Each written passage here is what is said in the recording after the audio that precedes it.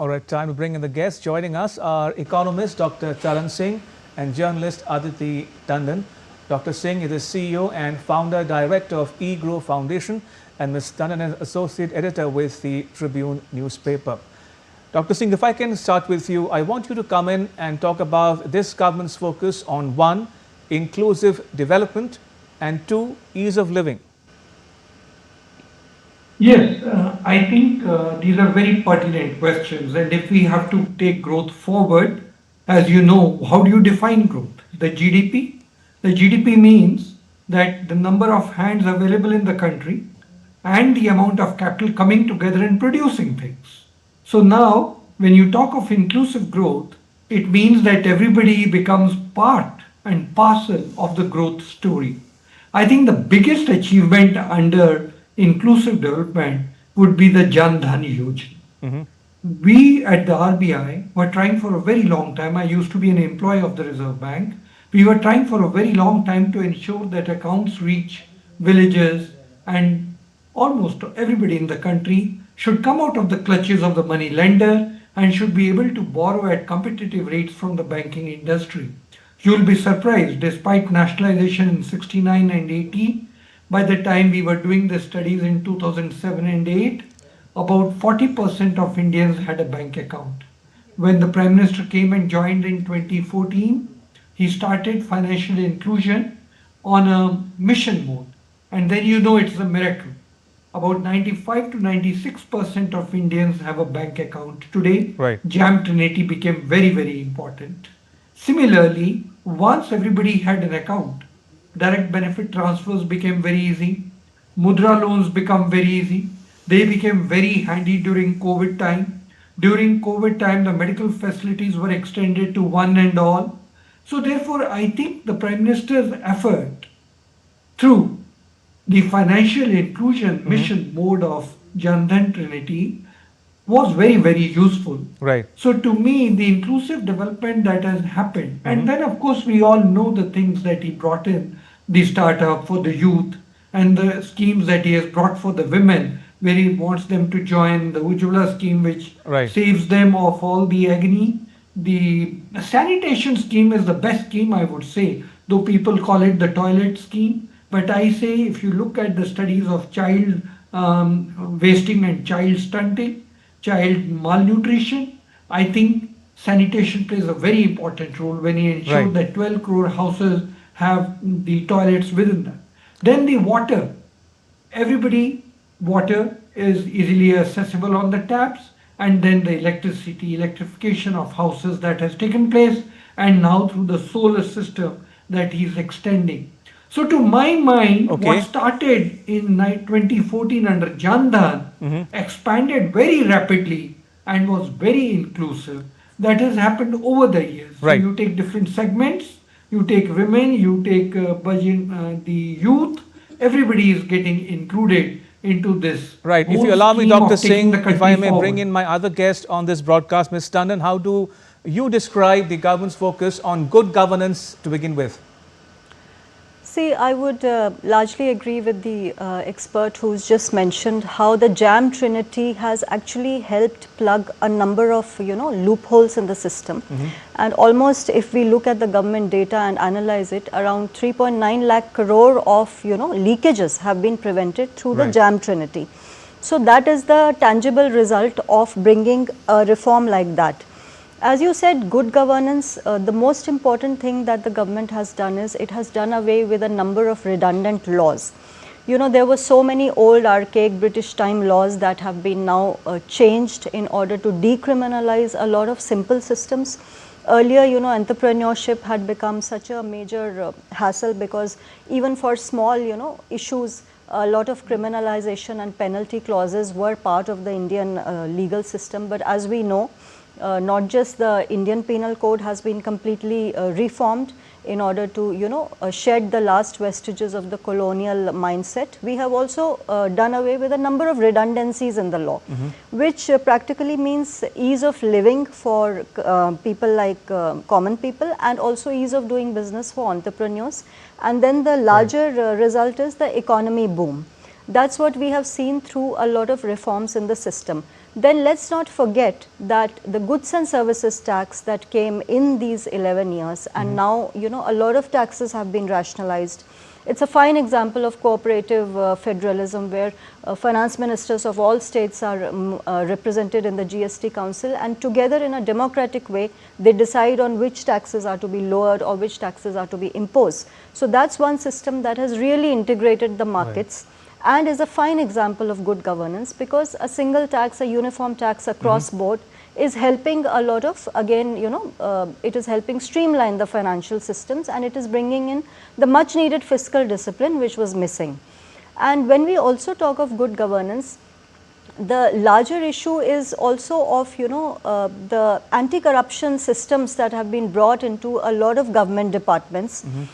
We have an all new system that all civil servants are required to now go through. There's something called the Karam Yogi portal, where the government is insisting that all bureaucracy should have minimum skills, and there is a system of biometric attendance. These are small things, right. They don't really matter, but they enhance efficiency. Indeed. They enhance government accountability.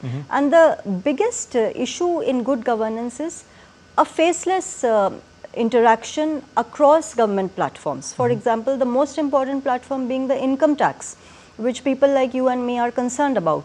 We still remember the old times when we had to go through human interfaces, and there were a lot of potential for corruption in that.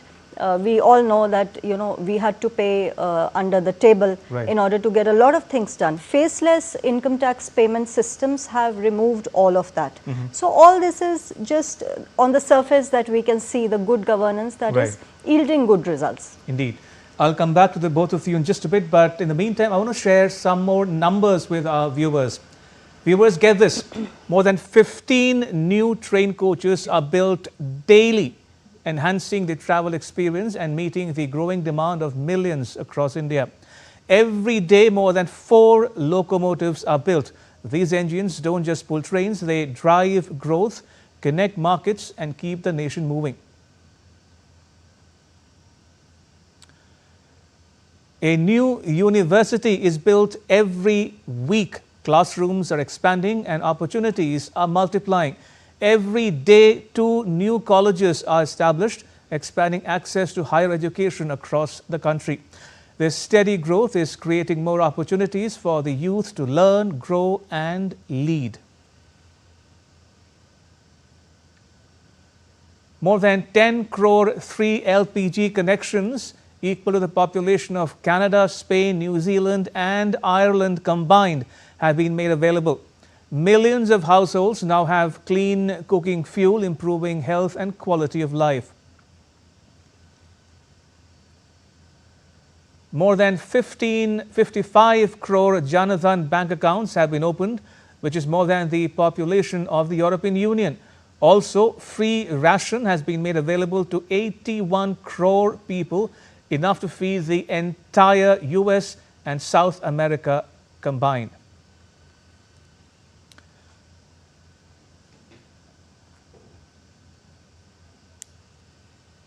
Right, going back to our guest, Dr. Singh, talking about leadership and decisive leadership as that, how would you define the Prime Minister's leadership quality and ability? On a day like today, the question of leadership obviously reminds you of Operation Sindhur. Now you know what happened and how this whole thing has been handled. Sending 32 delegations to different countries, making them come along, let them understand what terrorism is. I think he has set an example as to what leadership means. I also think the type of leadership that he has provided when it comes to economic issues, the type of support that he provided to MSMEs and PLI, I thought was also very, very interesting. MSME's definition was changed in the last few years. We are a country which take great pride in our civilization. Can you imagine, for many, many years, we were in a building that was built by the British. He brought a new parliament building. I think that's a great pride for every Indian and a leadership style that has really impressed all of us. He changed the name of that road to Kartavya Path. I thought these are symbolic, but these have lots of meaning in it. So I think that's very important. Now, a country which has such beautiful civilization, He has brought in the Char Dham Yatra, that 900-kilometer thing that he's building, which brings in our country. He has spoken at different forums about tourism and religious tourism playing a key role. The Mahakumbh that we saw in UP happening, I think is very, very important. He's setting up the India War Memorial, that because we have been under so many wars. I think that again setting a good leadership role so that we know where we are, and the Prime Minister is talking about those issues. I think these are very, very important things that he has set up when we talk about the leadership style that he is bringing to us. I also think that the museum in Delhi, celebrating the lives and contributions of all prime ministers in the past.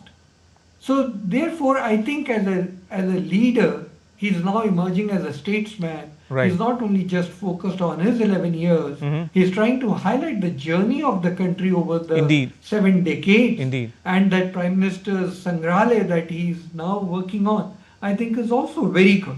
So I think the leadership style that he has shown, economics, cultural, social, and as a politician, I think is very, very good. Right. Ms. Tandon, how would you say that the government is delivering what it's been promising all along? That's been a hallmark of this government. Promises made, promises kept. See, what is the biggest yardstick whereby you will measure the performance of the government? Mostly you will look at the manifesto promises and where you stand in respect of the promises made. So if you judge this BJP government through that yardstick, yes, we can say that a lot of major promises, especially in the category that you just asked of decisive leadership, have been met. For instance, Article 370 has been abrogated in Jammu and Kashmir, which has ultimately led to the mainstreaming of a lot of issues in Jammu and Kashmir. A lot of national laws that were not applicable to the people of Jammu and Kashmir, for instance, pro-women laws, pro-child laws. For example, something as basic as the POXO Act, which protects children from sexual abuse, was also not implemented there because they had a special status. All that has now become possible. Plus, we have seen that democratization of the Kashmir Valley is also underway, and we've seen a huge turnout in the recent assembly election, more than 60%, which itself was a very good indicator of mainstreaming. That is one. In the decisive leadership category, again another promise by the BJP government in the Lok Sabha election manifestos was, criminalization of triple talaq, which they managed to achieve despite a lot of opposition. GST, again a bold economic reform against opposition, although it was an idea that germinated much before the Narendra Modi government took shape. It was in the works, but the point is that it was the Narendra Modi government which was able to give it a legal and statutory backing. And then we can't forget the fact that 33% women's reservation also came in under the second term of Prime Minister Modi. That also becomes a very big reform. Indeed. And the Citizenship Amendment Act.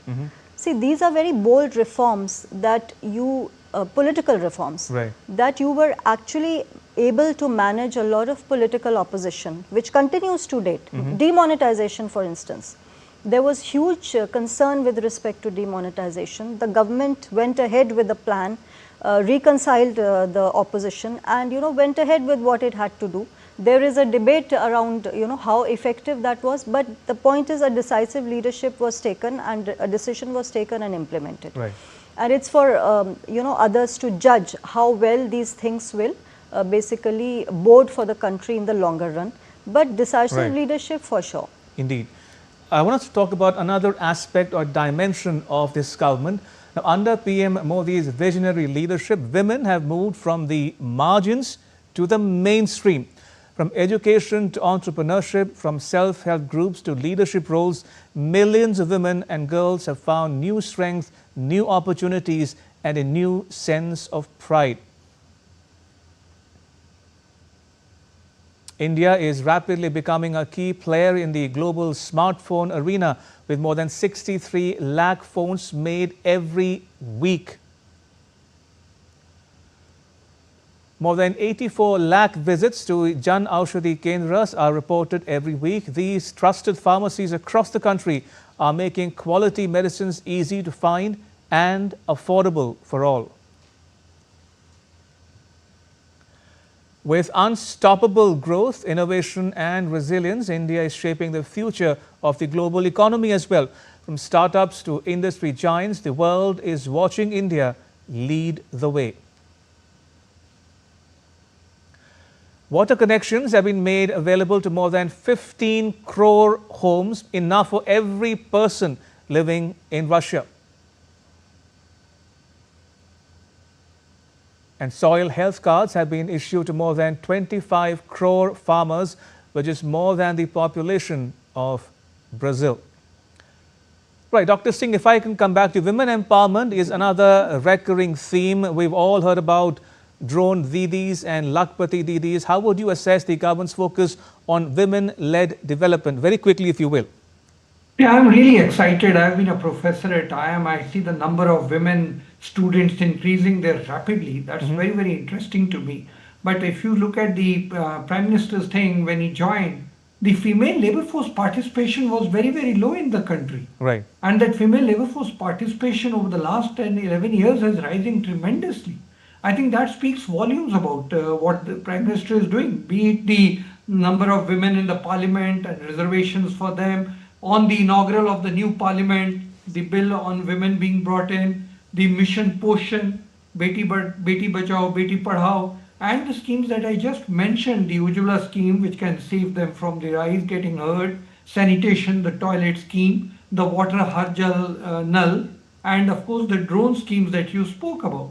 The marriageable age that has been increased so women can get educated and become employable before getting into the responsibilities of the marriage.